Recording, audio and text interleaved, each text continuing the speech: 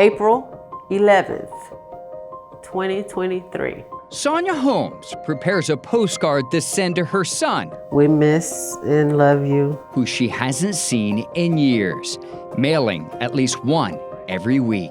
It's just a quick hello to always let him know that he is being thought about. Her son, Maurice Jimmerson, lives less than 7 miles away. But behind the concrete walls and barbed wire of the Dougherty County Jail. In 2013, police arrested Maurice and 4 others for the same double murder.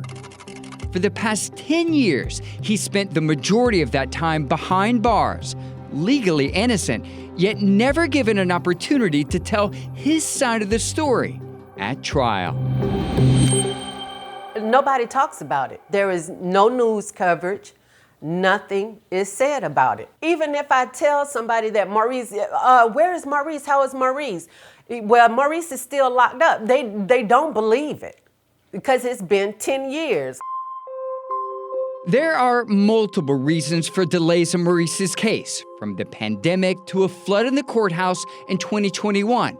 But the district attorney says the current delay is directly linked to Maurice having no attorney to represent him. Court records show his last lawyer withdrew from the case in July 2022. From jail, Maurice wrote the court, "I need a public defender for my case.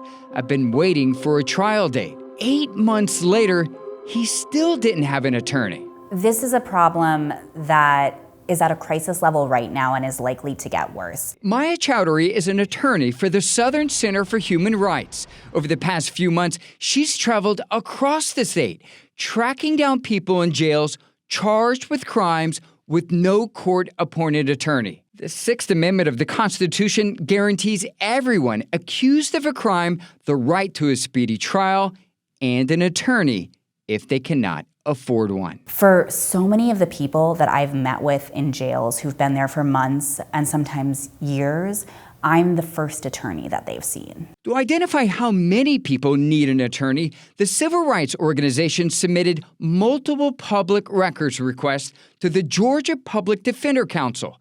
The state agency represents 85% of people charged with crimes. But in a letter the Southern Center sent to the state's Attorney General, it claims the council is intentionally making records difficult to obtain by overcharging for documents and providing increasingly incomplete records. And many of these records are records that have been provided to us in the past. The only thing that has shifted in this time period is the amount of media attention and the public scrutiny that the Georgia Public Defender Council is receiving right now. Right to an attorney. An Atlanta News First investigation exposing a constitutional crisis impacting court systems in Georgia. 4 months, multiple Atlanta News First investigations have shed light on the shortages of public defenders. At least 620 people charged with crimes in the state did not have a lawyer this past summer, and its impact on the state's criminal justice system. A problem the director of the Public Defender Council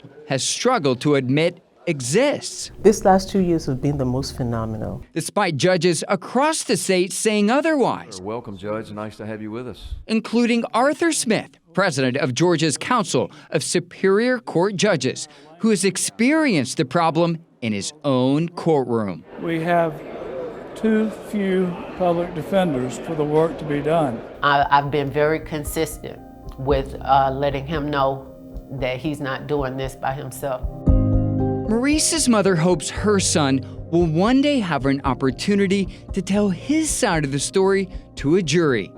2 of the 4 co-defendants in Maurice's case have already been found not guilty. Until then, she'll continue writing to him and waiting.